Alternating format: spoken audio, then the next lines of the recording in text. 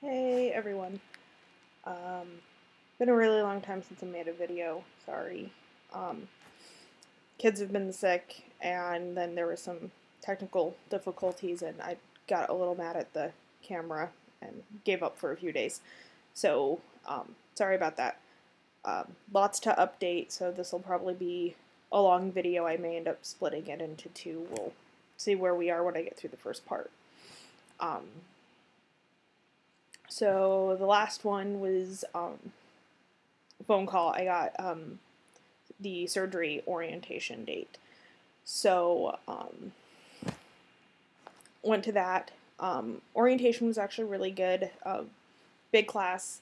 We had one surgeon, and then the nutritionist was there to kind of, sorry, nose, was there to kind of fill in on some stuff. The surgeon, let's start, check in, get in. They, had you sign in and everything. That everybody do a weigh-in, which I wasn't expecting because it was just a class, but I guess it made sense. So for that one, I was actually 287 at that check-in.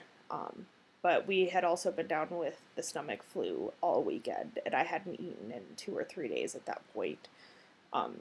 So I wasn't too thrilled with those numbers because I knew as soon as I started eating again, it would go back up. They didn't took weight, had you go sit in the class. Everybody got these nice, nifty little binder books. Pretty much anything and everything you ever wanted to know about surgery and diet afterwards, support groups, all of that in here. So I'm supposed to know this cover to cover. Sadly, most of it's common sense or things that I already knew, but I guess I have to put it in there. The surgeon kind of covered the different options for surgery, answered some more specific questions than they could in the first orientation. The big thing for me was I was really worried about downtime after surgery. I stay home with my 2 kids, and I can't not pick them up. I mean, they're my kids, and, the baby is a baby, and if I'm going to have surgery on my timeline, she's not going to be old enough to understand that mommy just had surgery and she can't pick you up right now. I was reading things online that was saying 6 to 8 weeks, and he cleared that up and basically said, as soon as you feel ready, you can, but roughly about 2 weeks of probably needing some help or assistance around the house before I'm feeling pretty good and able to get through a day. So that was a big relief.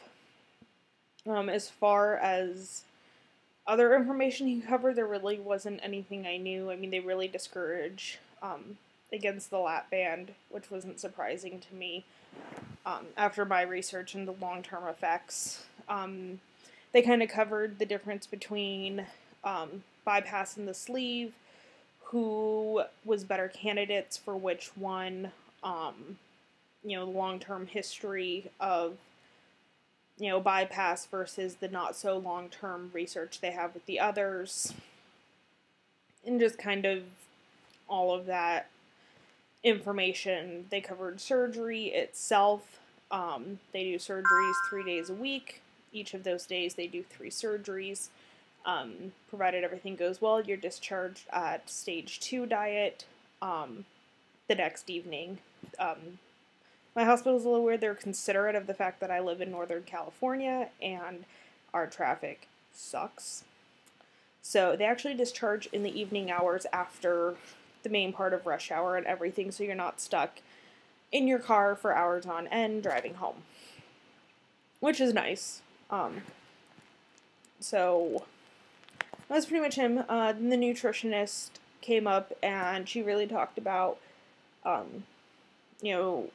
the whole diet. She covered vitamins, protein supplements, pretty much everything you need or wanted to know in a nutshell. As far as diet, the program that they have everybody on is they want everybody on 1,200 calories a day with 60 to 70 grams of protein a day. No snacks, the usual eat slow, take small bites, chew your food until it's pureed, don't drink with meals, all that good stuff to kind of prep you for surgery and post-op. I think really what I took from that is, I think I've covered in one of the previous videos, is I've never really paid attention to portion sizes. And that was a big thing they covered. They had this really cool, neat looking food, fake food, but it was all out on the plates, and you could see what a typical breakfast looked like, what a typical lunch looked like, what a typical dinner looked like, and they kind of helped incorporate, say instead of, it's pizza night at your house, instead of having half a pizza, have one slice of pizza and a salad. So they did talk a bit about incorporating current diet and how to make it healthier and make better choices without cutting out all the favorite foods. So when that was done, we all got appointments for consultation, which I was really excited to make. Orientation was on a Sunday, and my consultation was that Thursday. They said expect to last for 3 hours. They had you meet with the nutritionist, the surgeon. I was under the impression that the psychiatrist was also that day, but it was really just a separate coordinator. So I came home from that, went for a walk, really been trying to keep up with the exercise, which has been really hard with sick kids, especially when our weather is hot, cold, raining, and the kids have colds, and fairly bad ones at that, and they don't want to sit in strollers, and walking is hard enough. I can't really carry my 20-pound kid on one hip and my 30-pound toddler on the other. So it's been a struggle, but I've been trying to get out. Right now I'm probably averaging 2 to 3 days a week, which is better than nothing. But still really trying to work up to that. Consultation came, and I got in, and I got checked in, and the first thing is I met with the nurse, and they took my current weight, went through some questions, highest weight in the last 5 years, lowest weight in the last 5 years, blood pressure, a really brief, not necessarily medical history, but anything that was going on that might not be in your medical file, current list of medications, and then you got put into the waiting room again, which is just kind of awkward. I mean, everybody's there, and it's post-op and pre-op, and just, you can just kind of sit and wait for your name to be called. There was really no schedule for the day. It was whoever was first available, whether it was the surgeon or the nutritionist. So you saw first the dietitian, nutritionist. One was the first one available for me. Just so happened to be the same one from the orientation, and she remembered me.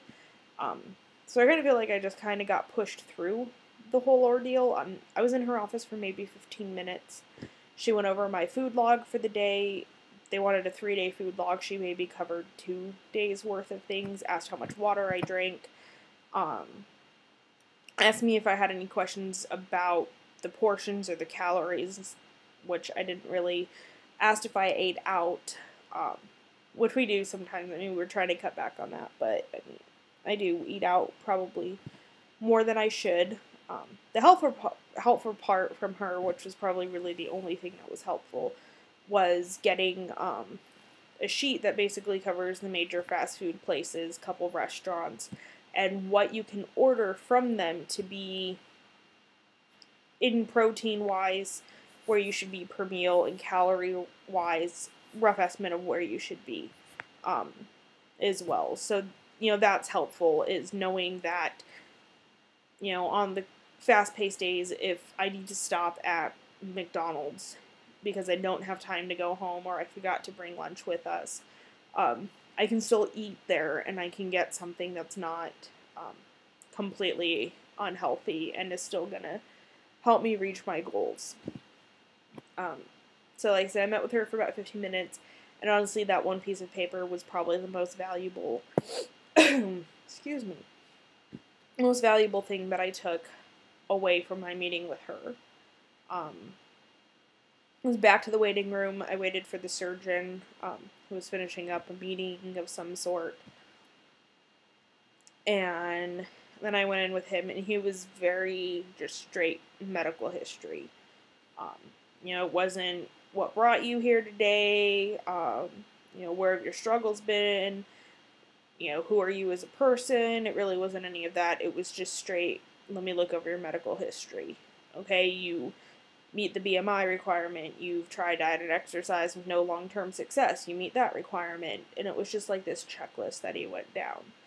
I was probably in his office for about 30 minutes. A good 10 to 15 minutes of that was a lecture on the importance of not getting pregnant in the first 2 years and all the terrible things that can happen if I do. I reassured him that that would not be an issue, and that I was already taking steps to make sure that that did not become an issue. And then he continued on with it about a lady who showed up to 6 weeks post-op and she was 4 weeks pregnant, and how she never lost any of the weight and it just turned into this horrible thing, and her baby had all these issues because she couldn't eat the right amount of calories, and I was just kind of frustrated. I got the point. No babies. Okay, good, got it. Moving on to the next thing. He did a quick exam of my stomach to make sure that there was no obvious reasons that I would require a full open incision versus laparoscopic. Basically figured out I'm completely healthy, minus the fact that I'm just fat. So no other underlying health issues, things they needed to address. I'm up to date on all my blood work and testing. So the only thing I need pre-op is an EKG, which he does for all patients regardless.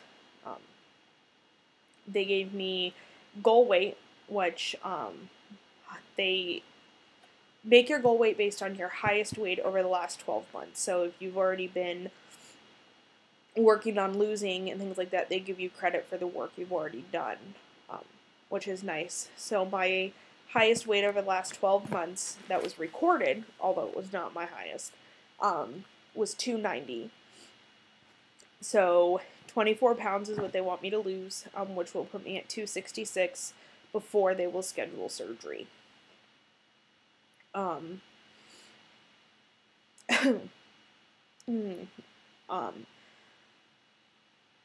surgery 266.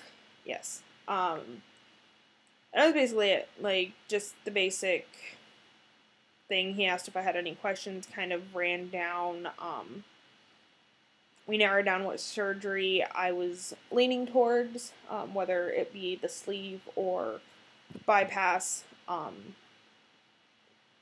can't really think of a reason why I would want to do the sleeve over bypass, so unless I somehow change my mind, that is what I will be having, is RNY bypass.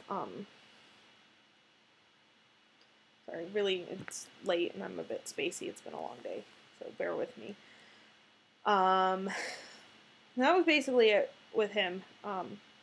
He checked off everything on the sheet, and then I went back into the waiting room, talked to a program coordinator who basically let me know how everything else plays out from here. I got my paperwork with my, this is your goal weight, here are the numbers to call. Every 4 weeks I have to call their answering service, leave my current weight, my exercise plan, and what diet I'm following. And if there was anything I needed to do pre-op, if I've completed that, and what local support group I'm going to or have gone to, they require you to go to at least one meeting before surgery. So I guess I should look into that and get that out of the way.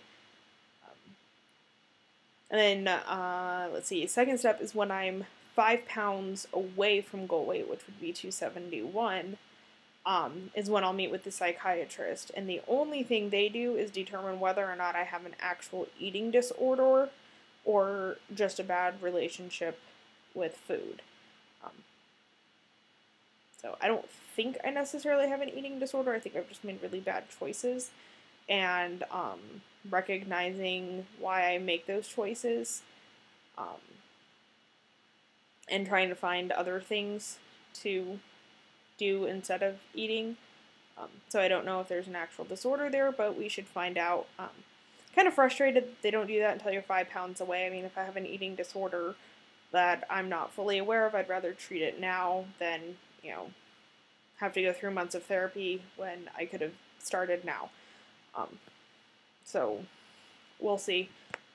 If I thought I actually had one, I'd probably push a little more to see somebody sooner or go do it on my own, but I'm pretty sure it's just the bad relationship and the bad habits that have formed over the many years. Then they give you this 30 question test that you have to fill out and mail back in to show that you basically know what you're doing and you understand the little Bible here, as I now call it, that you understand everything in this book. Let me tell you, I got home and I read this test, and I think a trained monkey could probably at least get a 95% on it. It was multiple choice, for one. Two, the questions were fairly obvious, what the general idea would be. And the multiple choice answers were just ridiculous.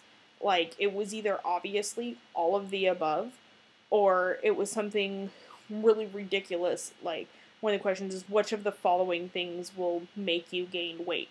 Healthy diet and exercise, sticking to a calorie plan, eating sugars and soda, and something, and then something else. And I was like, well, anybody knows that sugar and fat and soda you're gonna gain. Really obvious. I don't know why I have to wait to do this thing. As you know, I'm a little frustrated. I was not overly pleased with the consultation. I don't know what I expected from it, but I didn't walk out feeling happy and great and this is gonna happen. Kind of felt walking out that I was really more alone than anything. They really stressed earlier that it was a whole support program that they offered with my insurance, and they weren't gonna just leave you hanging. And I basically feel that's what they're doing. I mean, I don't see a surgeon, I don't see a nutritionist, I don't see anybody again until surgery. Until pre-op surgery. Other than that, I'm calling an answering line that a medical assistant checks every day and adds to my file. So I'm talking to a machine every 4 weeks for an update, and that's basically it. So I guess that's why I have you guys instead, because you're here whenever. And that was basically surgery, consultation, and orientation. And we're pushing 20 minutes here, so I think I'm going to split this into 2 videos so it doesn't get too long. Next one's just going to be kind of my update and where I've been the past two weeks since all of that has happened. So I'm just going to end this, upload it, and then jump right into another one. So that's what the next one's going to be about, is just update and some progress and all that. So, be right back.